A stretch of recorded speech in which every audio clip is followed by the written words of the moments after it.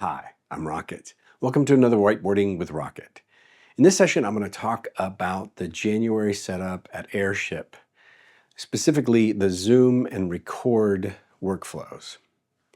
Now, the purpose behind using Zoom in this is there's a couple of pieces. For this first version, one of the pieces was to allow Marcia, the TD, to join Zoom remotely and see the multi-view. And then through network connections, she's able to cut the show using a 1ME panel.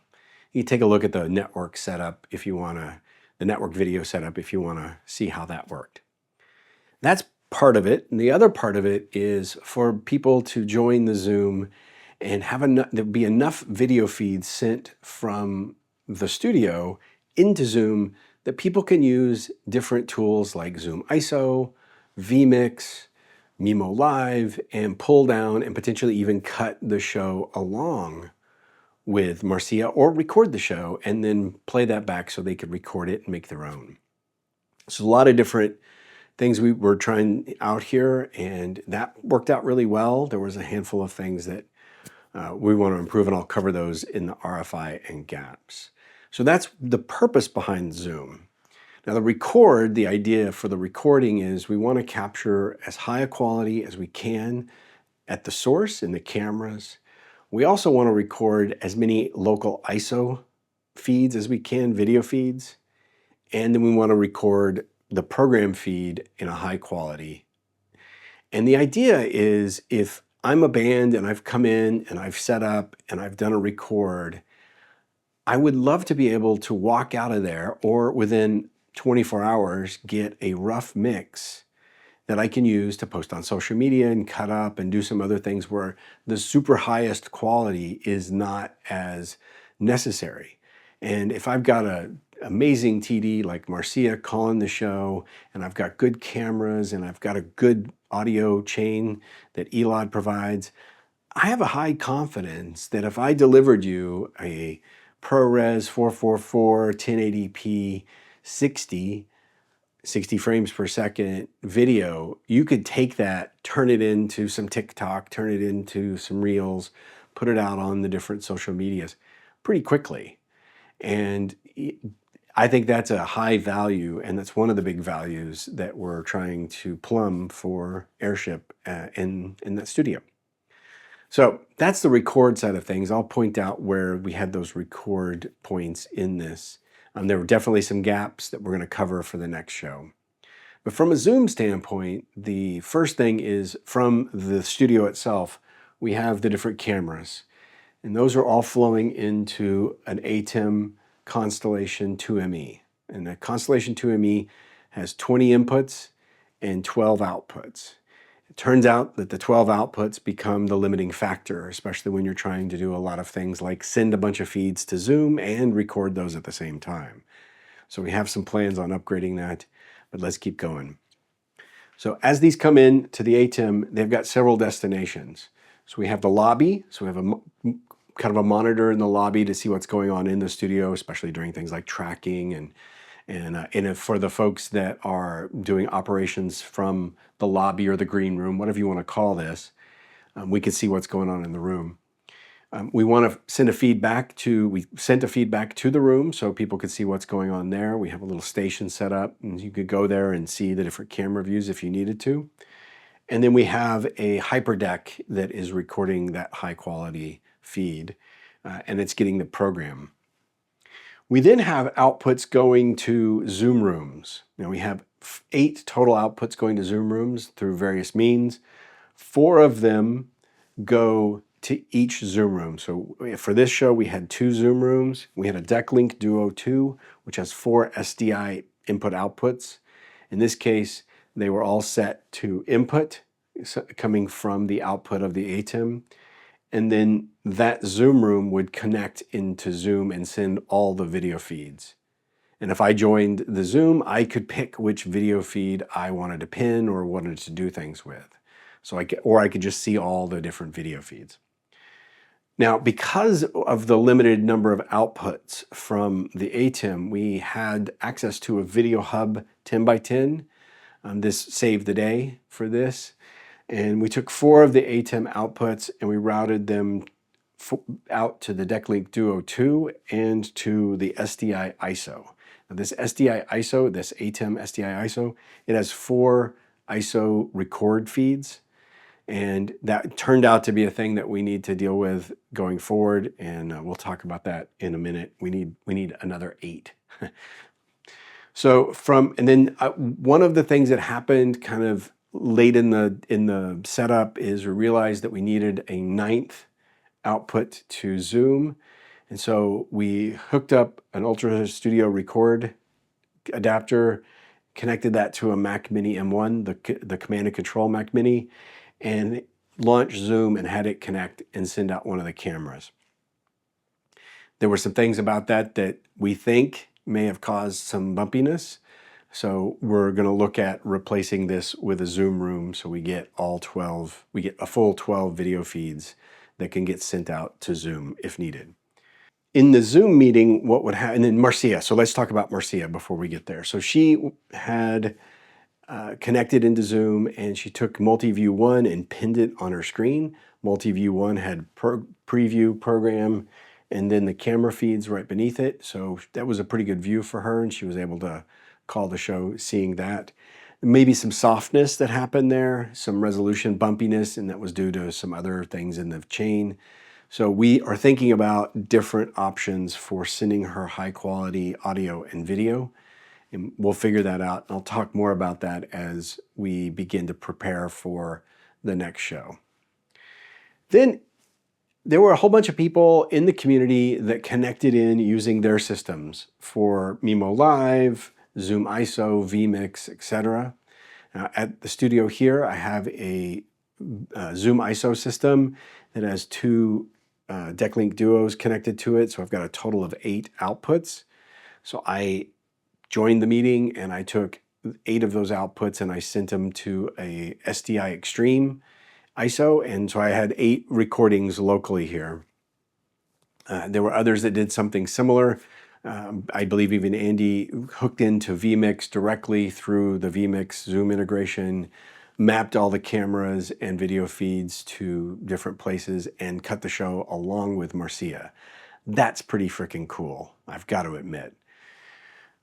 So that's how the Zoom meeting worked. Now let's talk about the audio, because that's one of the pieces to this equation that is, obviously it's a music studio, so that's super important.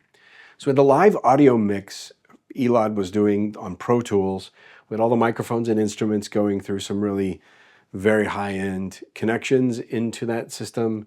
And then there was an interface out to Dante. Now, Dante went to a number of places. So the program feed, the live audio mix, went to the ATEM through an AVIO adapter, so that physical Dante to physical adapter.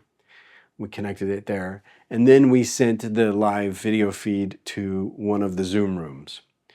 And the Zoom Rooms Pro AV has the ability to see Dante and do interesting things with the channels and et cetera like that. But in this case, it connected in and sent out that live mix to the Zoom. One of the things we did, and didn't really do anything beyond just making sure it was working, is take Marcia's audio feed and in one of the Zoom rooms say dedicated two input channels to Dante for Marcia's audio. So that could then at some point maybe get sent back to the Pro Tools rig to be recorded and later used as part of the mix. Let's talk about the RFIs and the gaps. Now, overall, I was really pleased with what we did here. I think it's something, we really raised the bar on this, and I always am looking to improve, and there's always room for improvement. So here we go. So one of the first big things was the Zoom meeting resolution. What was happening is through the testing the week before, we were getting these odd bumps in resolution that we'd be fine at 1080p, and then all of a sudden the meeting would drop to 720. We don't really have a complete picture why. So we've got testing to continue to do there and see if we can figure out if it's the remote desktop solution I'm using, Jump Desktop, if it's an overloaded Mac Mini M1, if it's my system here, because that's where I was monitoring the resolution, I wasn't seeing any constraints in the Zoom statistics, but it was definitely happening. Now, it definitely got more volatile when we added the Ultra Studio and the Zoom client here on this Mac Mini M1, the Command and Control Mac Mini. It is doing a lot of work, and we recognize that it's probably time to split some of those things. It's got Companion on it, it's got the X32 edit, it's got Dante routing on it. So there's a lot going on here. And then we loaded Zoom on it on top of that and put an Ultra Studio in and connected to Zoom. And what was happening is anytime I moved or made adjustments to that meeting as I was monitoring things, I would notice that the Zoom resolution would drop down to 360p. Not great. But I don't know if that was my system here, right? Getting the, it's because I was remote desktoping into my Zoom ISO here in the studio, and that might have been impacting it. So we've got work to do here, and we got to remove as many variables as possible. We recognize that M1 is overloaded. I think my hypothesis is by adding another Zoom room to this, instead of using the Command and Control Mac Mini, that will definitely stabilize the meeting. The other part is maybe to look at the network bandwidth. Although the network bandwidth at Airship, it's a gigabit up and down. It's symmetrical. It's business account. So we got more to look at there. The next one, the TD audio levels in Zoom. So Marcia's joined Zoom and she opened up her microphone and was calling the show.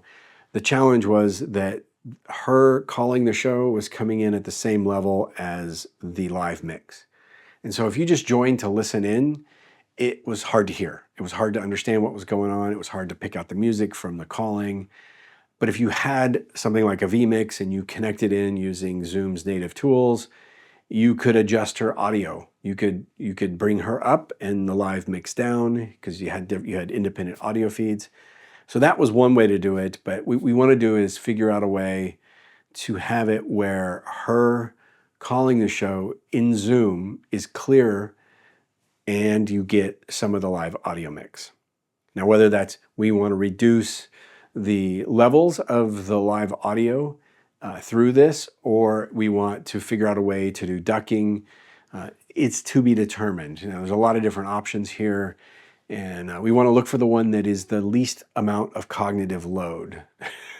So that is definitely one of my big pieces, because every time you want to pick this instrument up, you don't want to have to read the manual every time. The Marcia Zoom setup, so we definitely recognize that one of the gaps was I made some assumptions about the way she was going to be connecting into Zoom and to comms. I assumed it was going to be from the same computer and she was going to use the same headset. That wasn't the case. So we want to make sure that we get something where when she's calling the show, her Zoom mix is clear, and it was on her. She was going through her laptop, and we were getting some return audio, and there was some noise cancellation happening. She moved the laptop around, got it closer, and it really helped.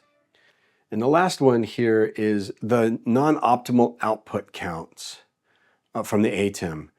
Now, we're trying to do a lot here. You've got 12 outputs from the 2ME constellation, and we used all of them, and we had to double up in some cases. And I also, because of some of the last minute changes I was required to make because of my own setup, it was not optimal. For example, these ISO, I had to repurpose one of these ISOs to be programmed so that I could use the ATEM to send out to YouTube. That wasn't great. I wanted to record as many ISO feeds as possible. Then the local ISO records. So because we only got 4 here, that's not great. And one of the big things we want to do with this is a band, I come into the studio and I record, I get an amazing audio mix, and I'm able to capture video, and I can walk out within 24 hours, get a rough mix of both the audio and the video.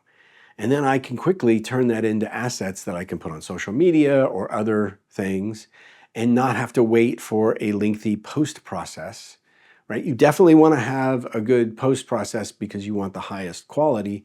At the same time, if I've got a decent live mix and I've got a decent rough video mix, why wouldn't I start using that if I can? And then get the full scale, full length video records later. So one of the things we recognize is we need another SDI ISO. We need the extreme ISO, and that we've got one earmarked to come in here. That'll give us a total of 12 video feed records. So that'll be up to 9 cameras, multi-view 1, multi-view 2, and program. So that will be next level for this, and that will definitely help. And then along with the hyperdeck, getting a high quality program feed, you've got a lot of bases covered there. Of course, the cameras are capturing their own records as well. And it would be great to have some of the later Blackmagic cameras or any of the cameras that support local file transfer. So we could pull the records off of the cameras without having to do pull the media and do that whole media shuffle thing. So there's a lot going to be happening here. One last thing I wanted to talk about, and we're still exploring this, is the feed to Marcia right now over Zoom is decent. It works. But is there something that we could lower the latency for the video and lower the latency for the audio? And so one of the things we've been exploring, or we will explore, is can we send an SRT feed out to her so she's not even joining Zoom? Well, yeah, she would join comms, and then we would, through the magic of comms, route that to be recorded as part of the overall show, and then route that back out to Zoom, so you would get it through Zoom. So we've got work to do there, and it's very much a twinkle in our eye at the moment. There are people in the community that have done this and have great success with it. So we want to see what we can leverage there and make her the compromise. The implications of this is her setup now is more complex here. So she's got to have some kind of device she can hook into a TV and headphones so she can hear the mix. And all of a sudden this goes from I'm just connecting to a Zoom meeting and I've got comms to now I've got to hook this thing in and I've got to make sure that I'm not getting audio bleed into comms, right? So we want to make sure that whatever choices we go there are worth the investment and worth the complication. All right. With that, I'm Rocket, and this has been another Whiteboarding with Rocket.